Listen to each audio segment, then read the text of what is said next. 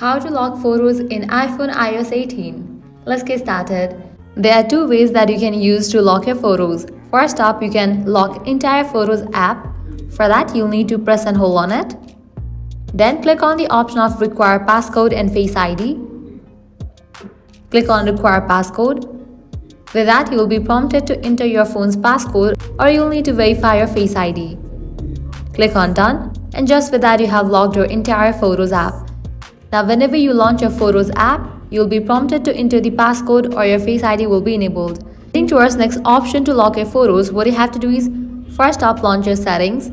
Now scroll down, navigate to the option of apps, head over to the option Photos. Scroll down, here you will find the option of Use Passcode, enable for this option. Likewise, enable for the option of Show Hidden Album. Once you enable for these options, launch your Photos app. Now go ahead and select the photos or videos that you want to hide. Once you have selected the photo or video, click on these three dots. Now click on the option Hide. Click on Hide. And just with that, you have hide those photos and videos. Now you can scroll all the way down. You'll find this section of Hidden. Click on that.